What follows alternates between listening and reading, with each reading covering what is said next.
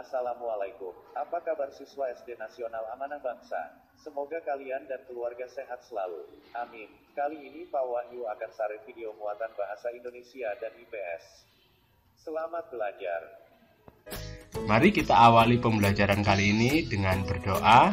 Semoga Allah memberikan kemudahan dan kelancaran pada pembelajaran yang akan kita pelajari. Berdoa mulai.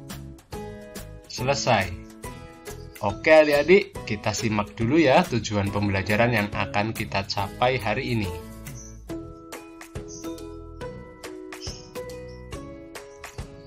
Nah, ayo awali pembelajaran hari ini dengan membuat pantun. Pada pembelajaran sebelumnya, kita sudah sama-sama tahu berbagai macam jenis pantun. Kita juga sudah melihat dan membaca berbagai macam pantun yang ada di buku tema. Nah, untuk membuat pantun, kita harus memperhatikan sajak dalam pantun.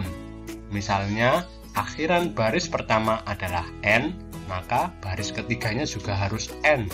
Jika akhiran baris keduanya T, maka akhiran baris keempatnya juga harus T. Perhatikan contoh berikut. Jalan-jalan dekat pohon. Tempat indah hijau rumput. Pada Tuhan kita memohon sesuai ajaran yang kita anut. Nah, jika kalian perhatikan, akhiran baris pertama dan ketiga sama, yaitu N. Dan akhiran baris kedua dan keempat juga sama, yaitu T.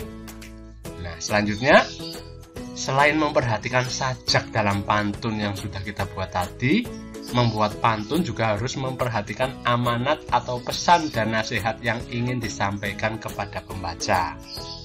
Perhatikan, siang-siang makan buah dondong. Rasa takut melihat besarnya ular. Mari kita melakukan gotong royong agar pekerjaan cepat kelar.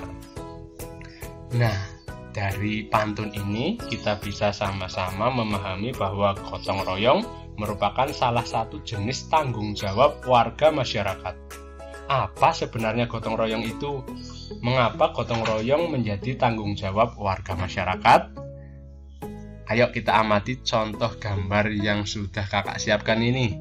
Dari kedua gambar ini, kita bisa tahu bahwa gotong royong merupakan bentuk kerjasama antara sejumlah orang atau warga masyarakat dalam kehidupan sosial, dalam menyelesaikan sesuatu atau pekerjaan tertentu yang dianggap berguna untuk kepentingan bersama.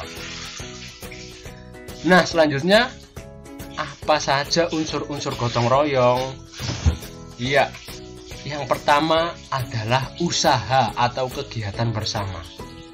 Gotong royong juga meliputi setiap partisipan berpartisipasi menurut kemampuan masing-masing. Ada yang bisa menyumbangkan idenya, ada yang bisa menyumbangkan uang, atau yang tidak bisa menyumbangkan ide atau uangnya bisa menyumbangkan tenaga. Kemudian, unsur yang berikutnya adalah berdasarkan keikhlasan dan sukarela. Selanjutnya, gotong royong merupakan pekerjaan tanpa pamrih atau tanpa mengharapkan balas jasa. Dan unsur yang terakhir adalah kerja atau usaha tersebut bermanfaat bagi kepentingan bersama. Kemudian, manfaatnya apa saja nih adik-adik? Tentu saja yang pertama meringankan beban, waktu, dan biaya. Selain itu juga meningkatkan rasa kekeluargaan dan bisa meningkatkan rasa persatuan dan kesatuan. Manfaat yang berikutnya adalah menumbuhkan sikap sukarela, tolong-menolong, dan kebersamaan. Oke, selanjutnya kita baca sebuah bacaan yang ada pada buku siswa kalian halaman 109 sampai 111. Kalian perhatikan ya, kakak bacakan. Interaksi sosial merupakan dasar bagi semua aktivitas manusia yang berhubungan dengan orang lain. Proses interaksi tidak dapat dilepaskan dari kehidupan sehari-hari. Proses interaksi ini dapat terjadi apabila ada pertemuan dua orang atau lebih. Selain itu, interaksi terjadi karena adanya kepentingan pemenuhan kebutuhan masyarakat di berbagai bidang seperti berikut. Yang pertama, bidang ekonomi. Kepentingan ekonomi adalah kepentingan seseorang yang saling bergantung satu sama lain. Hubungannya dalam perdagangan dan kebutuhan pemenuhan makan, sandang, dan papan. Interaksi dalam ekonomi dapat kita jumpai di pasar atau tempat perbelanjaan, di tempat terjadinya proses interaksi ekonomi. Selain kepentingan ekonomi dalam bentuk barang, kepentingan ekonomi yang lain terlihat dalam bentuk jasa. Misalnya, banyak organisasi yang menawarkan jasa kepada masyarakat umum seperti lembaga belajar, bank, rumah sakit, event organizer, jasa paket atau kurir sampai jasa cuci. Semua produk jasa juga termasuk dalam interaksi ekonomi.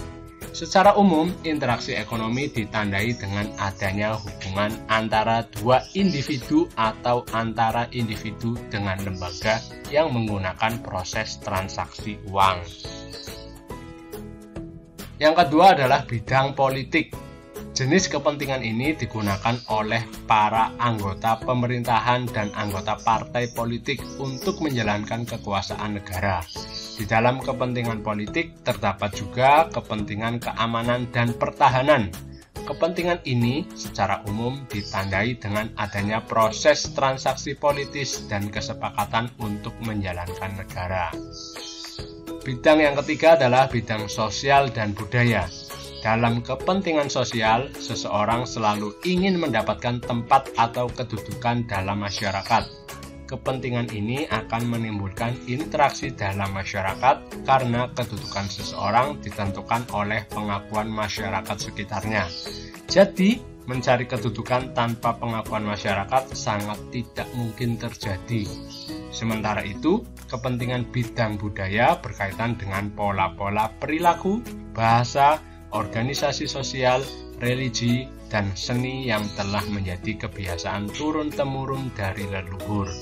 Warga masyarakat yang saling berinteraksi tidak menutup kemungkinan akan ikut berinteraksi pula dalam bidang budaya, sehingga terjadi pengaruh budaya yang satu ke budaya yang lain. Bidang yang berikutnya adalah bidang moral. Kepentingan moral berarti kepentingan yang berangkat dari keprihatinan akan rendahnya situasi moralitas masyarakat di wilayah tertentu. Situasi yang demikian menggugah para pemerhati sosial untuk menggalang kegiatan moral agar mutu masyarakat meningkat.